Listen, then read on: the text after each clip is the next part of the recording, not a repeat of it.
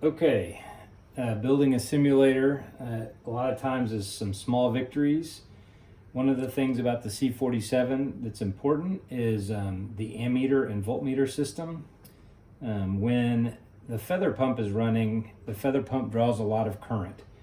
And there are a lot of failure scenarios where the feather pump either doesn't shut down or doesn't start. And the thing we check is the ammeter. In tab, we have these push button ammeters where you can read the amperage, and then you can also press for volts. And the normal operating voltage for That's All Brother is 28 volts. So we wanted to make these gauges work in the sim. And so what we have set up here is our solution to this. And how we got here is pretty interesting, and I thought I'd make a quick video and kind of give you an idea of the level of detail that's going into making this sim realistic. So the goal is to drive this ammeter voltmeter. The way these ammeters work is they're basically a voltmeter. There's two voltmeters. One measures voltage from about 0 to 30 volts, and the other measures voltage from 0 to 50 millivolts. In the real airplane, there's a shunt that basically generates that 50 millivolt signal based on the load on the system. If you're interested in that, you can kind of look into the electrical engineering of that. We obviously can't generate a real 100 amp load in the simulator. We don't want to set anything on fire, and generating 100 amps takes a lot of generator capacity. We don't have that. So we have to simulate it, and what we're doing to simulate it is we have a microcontroller, this Arduino right here, and a circuit that we actually asked the internet to help us design. And so you can see that right here. This is the circuit that was suggested to us. And then here's the code that's running on the Arduino. It's super simple. You probably can't see it real closely, but basically we're just reading from two inputs, these two potentiometers we have there.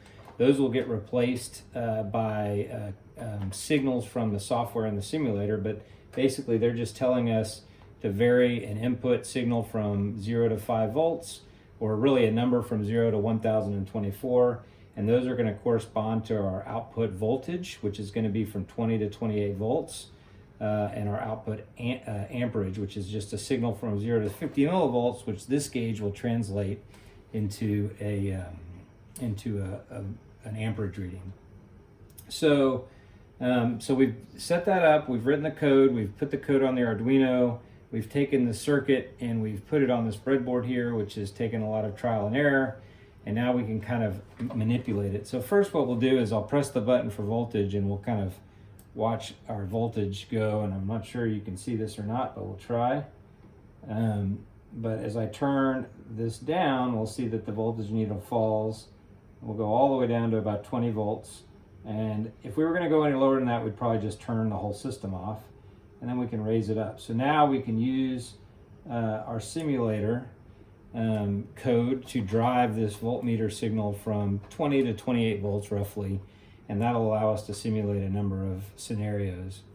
And then what we'll do next is we'll modify the ammeter signal, and there's still some tuning on the circuit, so we're not getting quite full scale range yet. But as I go up on here, we're changing the millivolt signal on the ammeter, and you can see the ammeter is now going up. It's letting us get up to about 20 amps. Now this gauge isn't to scale. On tab we have 120 amp gauges, but we'll work all that out. But the key is, hey, it works. We have a circuit that allows us to control this instrument. That circuit is driven by a microcontroller. Once it's driven by a microcontroller, we can use our software, our simulator software, to tell it what we want it to show. So when this finally gets installed in the airplane, or into the simulator, we'll be able to, the pilots flying the simulator will be able to use these actual gauges and actually run through the actual checklists that they see in the airplane. So pretty neat stuff. This has been, getting to this point has been a bit of a challenge, but here we are.